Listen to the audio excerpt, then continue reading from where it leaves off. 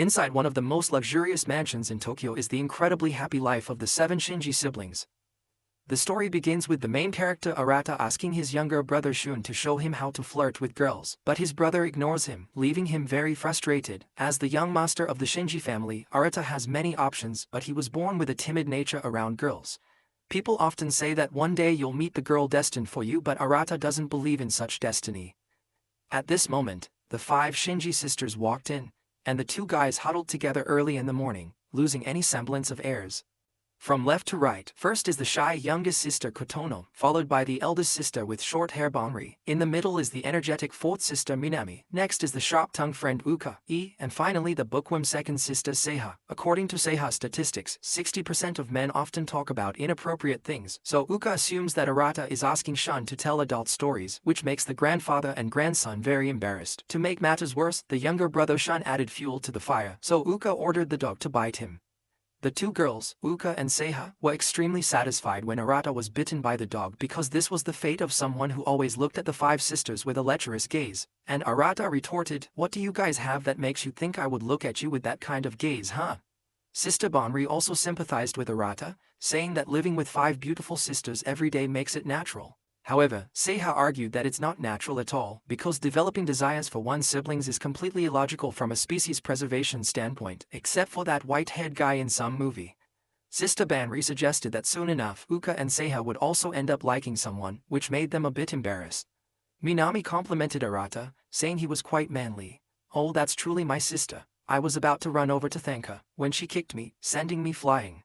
Indeed, Arata does seem manly, but if his inner self is like a dog chewing on a bone, it's useless. Little Uka even advised her brother not to waste their father's genetic inheritance. This Saturday, the whole family will go out to celebrate the youngest, Kotono's birthday, and before Arata could even give his opinion, little Uka had already decided. As the eldest son in the family, he is constantly being bossed around by his younger siblings. The 5 Shinji sisters are so famous that they even have a fan club at school. And the boys are very envious of the 2 brothers, Arata and Shun. Arata is quite annoyed because outsiders can't understand what it's like to grow up in a house with 5 sisters born a year apart, where he can't fight back when hit and his parents don't take his side. First, there's the eldest sister, Banri, a first-year student at a prestigious university, known for her gentle personality and her dream of becoming a nurse. The second sister, Seiha, is currently the head of the science club and has a cold personality, which attracts many fans. The third sister, Uka, is not only academically excellent but also outstanding in sports and is a candidate for student council president. The 4th sister, the tomboy Minami, is a tennis prodigy, having won many tournaments during middle school. Finally, the youngest sister, with her shy personality and petite appearance, is doted on by the other 4. The younger brother Shun jokingly says that if the 5 of them weren't related by blood, it would be a comedic and romantic youth story. But since they are all biological sisters, Arata has no interest. At this moment, Arata accidentally sees a super beautiful girl walking across the schoolyard. The younger brother Shun quickly teases his brother for being shy around girls due to a past misunderstanding. That evening, Arata plans to muster up the courage to text the girl he saw in the morning, but he hasn't even added her as a friend, let alone texted her. At this moment, Uka comes to Arata's room to borrow a notebook because they are twins. Arata advises Uka to dress a bit more modestly, but she argues that at home, there's no need to be modest. She is also very curious about Arata's romantic story with the girl from the morning. When she finds out that the girl works with him on the committee, Uka wants to play matchmaker for the 2 of them. However, Arata disagrees because he doesn't want Uka to interfere too casually in his affairs, which makes Uka sulk like a comet and leave immediately afterward, not forgetting to wish Arata a lifetime of never finding a decent wife. Meanwhile, the youngest sister is sitting and looking at the family photo, and for some reason her eyes are drawn to Arata. The next afternoon, Arata accidentally discovers that the girl he likes already has a boyfriend. That's why he doesn't believe in destiny. According to him, destiny must be arranged from the beginning, like siblings in a family or a lifelong friend. Today is the birthday party of the youngest sister, Kotono. While everyone is congratulating her, Arata is lost in thought about destiny. The 2 sisters, Uka and Minami, unexpectedly get into an argument because Minami lost an AirPod she borrowed from Uka, leading Uka to teach her a lesson. Shun tries to intervene between the 2 sisters but they ignore him, and Minami even blurts out that she doesn't need a sister like Uka. This makes Arata angry. He believes Minami is talking nonsense because nothing is more binding than family. Even though he often gets bossed around by his younger siblings, Arata is still the eldest brother in the family. A while later, their father returns, so all 7 siblings raise their glasses to celebrate Kotono's birthday. Before sitting down at the table, he wants to tell all 7 siblings something important, that none of them are actually blood-related, which leaves Arata extremely surprised. However, the father does not explain the deeper reasons behind the story, simply stating that he just adopted everyone. In fact, Minami and Sean are the only twins, and the rest have no blood relation. He decided to reveal this on Kotono's 15th birthday because he believed that everyone was mature enough to accept the truth. And if anyone had questions, he would answer them all. And since today is Kotono's birthday, he wanted everyone to be happy. However, all 7 siblings couldn't possibly be happy after receiving such a shocking truth. At the party, each of the Shinji siblings carried a heavy heart. How could they enjoy the birthday party knowing that everyone was not related by blood? The heaviness enveloped the atmosphere around the 7 siblings, so the eldest sister decided to serve tea herself to give her younger siblings some personal space. After the birthday party, everyone was deep in thought about the relationship among the 7 siblings. Only Minami remained cheerful and energetic as usual, surprising everyone that she still had the appetite to eat. Everyone believed that Minami's optimism and cheerfulness were inherited from their father, but Seiha thought otherwise, as they were all adopted by him. Uka knew it wasn't their father's fault, but she wished he had chosen a different time to speak. He had kept it a secret from the whole group for so long that Uka wanted to know if he was deceiving the siblings. However, from a logical standpoint, it was entirely reasonable for him to reveal this to the 7 siblings on Kotono's 15th birthday.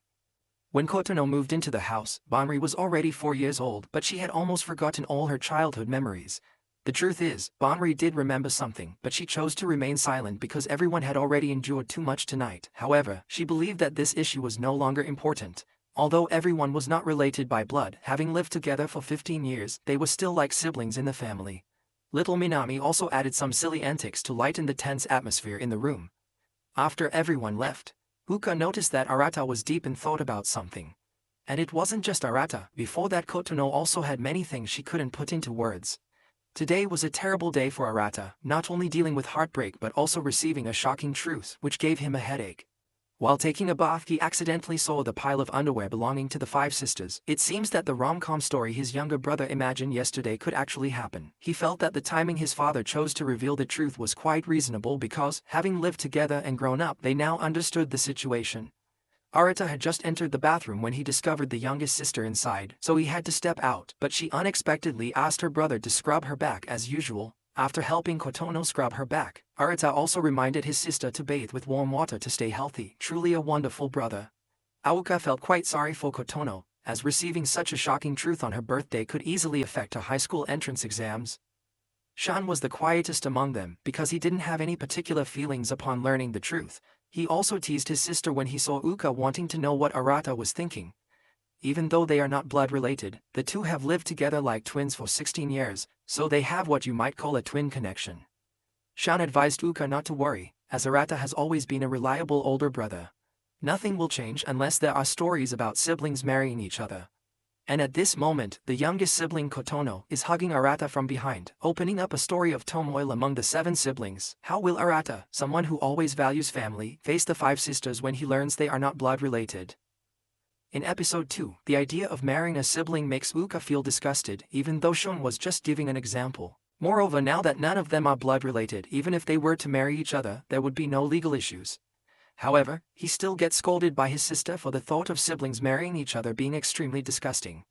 She also tells Shun to keep an eye on the perverted brother Arata so he doesn't go crazy, even though he's as upright as Mr. Bon. The reason Arata is called a pervert by this girl is because in the past, the sisters saw Arata on top of Kotono, even though it was just an accident. Of course, Uka knows that Arata is not the type of beast who would get excited over his own sister. However, she still thinks there's something more behind it. So Sean ends up revealing that Kotono once had a crush on her own brother, which leaves Uka very surprised. But Arata rejected her because they are siblings after all. She didn't accept it, which led to the scene where Arata was on top of Kotono. Arata told this story to Shun but forbade his younger brother from telling anyone else because it would hurt Kotono even more. And perhaps at that tender age, Kotono might have misunderstood the difference between liking and admiring her brother. But if Kotono truly liked Arata, then perhaps she wouldn't have to endure it silently anymore.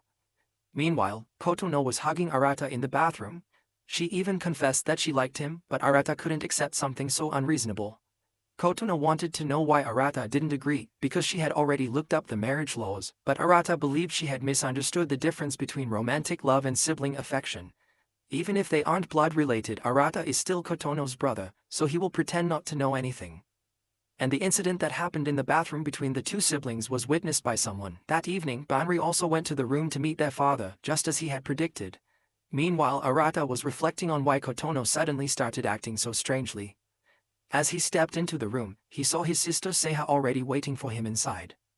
Arata's room was the smallest among all the siblings' rooms. When they were 10 years old, they all played a game of drawing lots to divide the rooms, and Uka ended up with the largest room. But Arata couldn't understand what was so interesting about his room that made his bookworm sister so eager to explore it. At that moment, Seiha suddenly pushed Arata down onto the bed, causing him to panic. She demanded that Arata keep quiet and then pressed her face against him, making him mistakenly think that Seiha was like Kotono. In fact, Seiha did this just to check Arata's physiology, because she had seen Kotono's actions in the bathroom. She was planning to take a bath when she saw the two of them inside, so she stood outside to eavesdrop. As far as Seiha knew, Kotono had feelings for Arata from before, but she thought that the girl was misunderstanding her closeness with her brother as love. And perhaps after finding out that she and her brother were not blood-related, Kotono could no longer hold back and confess to Arata. But this made Seiha feel that Arata's way of handling things was exactly like the eldest son of the family. If situations like this continue, it would be very concerning. So she decided to give Arata a hit to see if he really had any interest in his sisters, and the result was that Arata was as upright as Mr. Ban. She explained that the reason Japan prohibits consanguineous marriages is due to customs and personal feelings which won't be considered. From a scientific perspective, the combination of distinct genes helps create a healthier individual. Things like the rebellious age are supposed to help curb that, but it no longer holds true after tonight's events. Since everyone is not related by blood, except for Minami and Shun, everyone else can marry each other. You and I are no exception, and even the idea of a subordinate relationship leaves Arata bewildered, not knowing what nonsense his sister is talking about. Seiya believes she is merely stating an objective truth. Earlier, Arata's heartbeat was completely normal, so there was nothing much to worry about. Before leaving, Seiha reminded Arata that she is still his sister, so he is not allowed to address her informally. At the very least, he should add "chan" to make it a bit cuter. Arata understood the point Seiha was trying to convey, but having lived with everyone like siblings for 16 years, he can't change now. And earlier, besides checking Arata's heartbeat, Seiha also discovered that her younger brother didn't show any unusual reactions when she tried to seduce him. After a long day filled with all sorts of events, Arata was extremely tired. As he was getting ready for school, he saw the sisters Banri and Kotono cosplaying as nurses, which looked very odd. This was Banri's internship uniform, so she intentionally wore it to tease Arata, which made him really fed up. Today, the Kyunsi siblings was still the center of attention when they arrived at school. Lam Shan wondered what would happen if everyone knew they weren't actually biological siblings.